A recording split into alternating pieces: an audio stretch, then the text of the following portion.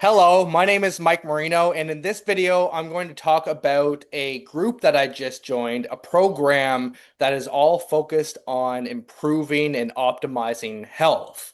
The group is called Top 1% Health. It's by a guy named Siim Land. I hope I'm pronouncing his name right. And one of the reasons that I joined his program is that he is the winner and near the top of leaderboards for a lot of challenges when it comes to longevity and having really great biomarkers and a slow speed of aging. So that's something that I really find fascinating and interesting.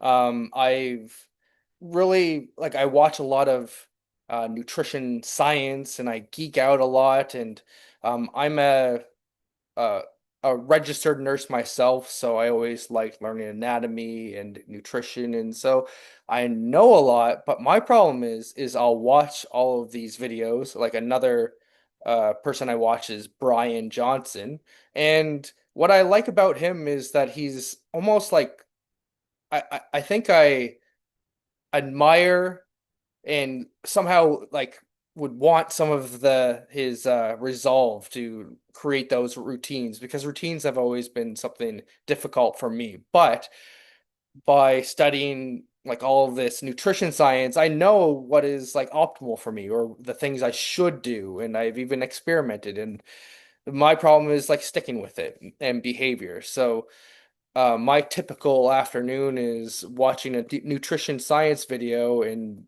ways to decrease all cause mortality while eating junk food or something like that. So there's like this dissonance, this gap between where I want to go and where I am right now. I think one of the biggest issues is that I kept telling myself I should change, which is I'm learning now that I'm 38, trying to get yourself to do things because you should do it is actually a way to not probably more demotivating than motivating. Um, so there's some mindset things there that I'm experimenting with. Anyway, the reason that I joined as well, like I said, I'm 38. I am a new dad to an almost 2-year-old, and so priorities are shifting. I noticed in the last few years I really haven't been exercising much at all. I've accumulated all of these habits, and I feel like now that I'm almost 40, I'm at this tipping point where the habits were starting to show. They were starting to stack up. I noticed that I was slowing down over time rather than speeding up. I just kind of had this notion in my mind that as I got older, I get be more mature and I'd have things more together, and so I'd be like, future self has that figured out. But now that I'm here, I'm realizing that it actually gets harder and harder. Like the longer that you kind of just, stick with habits and not change things, it actually becomes more difficult as you age. Who would have thunk? But I'm kind of at that age where I could do something about it. Like I don't have any serious health complications, but the habits and the behaviors that I have done in the past and am even doing up to this current day is going to drive me towards, diseases that I study and know all about, like diabetes. I wouldn't be surprised if I just like kept doing the same things, then that I would develop uh like these types of things. So it's time to actually make a change. The other thing that I realized is that since my son is 2 years old and I'm 38, so I'm an older dad, uh that when he's my age or in his mid 30s, I'm going to be in my 70s. And so if I'm slowing down, I'm not even 40 yet.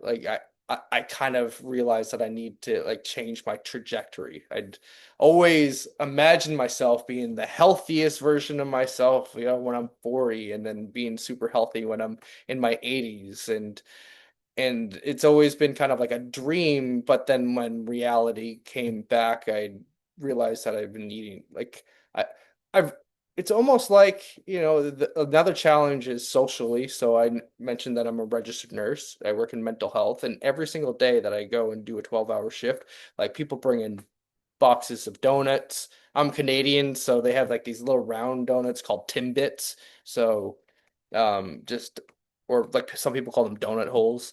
Just all the time, sugar and stuff all around. And I realized that when you try to change, I've always heard that like people around you will like pull you back or the whole crabs in the bucket thing. But what I've noticed is that in my experience it's very subtle, and the way that other people kind of react to mentioning changes. So when I talk about, oh, I'd like to reduce sugar or not eat as much sugar, like immediately people will like start giving me a pass or say, it's not that big of a deal. You could treat yourself.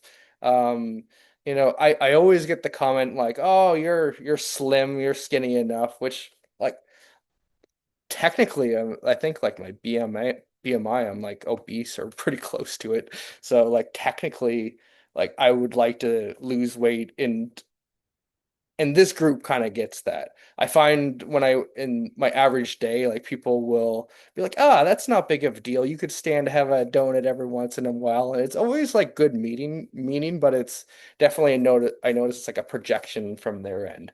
But when I'm not like you know, I could easily get swayed by that if my thinking is like if I don't have the habits in place and my brain is more in that craving mode or I'm not, having the right habits, then that flawed logic is pretty it's pretty easy to convince myself. I remember one time years ago, I caught myself with this like thinking like I was working a late shift and where I worked at the time, there was like unlimited snacks. That was a perk of working there. And I remember saying to myself, I'm going to go get a bag of chips and chocolate. Even though earlier I said I was going to change my habits. Um, but I said, I'm going to actually get a bag of chips and chocolate because I'm working the late shift. And I paused and I said to myself, that makes no logical sense. That doesn't make sense. It doesn't match my goals. But then I said, well, and I ate it anyway. I remember that memory. So, a lot of the things like I just need to change in that way. So I joined this to get some guidance and let me talk about day number one now. So my experience with joining is that first of all, there was assessment to see where you're at.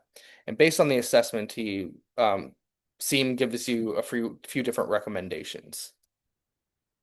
And um, when I did the assessment, it assessed me as um, in the top 35%, which means that based on the assessment, I'm in the top 35% of health based on my age and um, my body fat percentage, my height, and a few other things, like based on my strength, like how many push-ups I could do, how many pull-ups. So it was based on strength and things like that.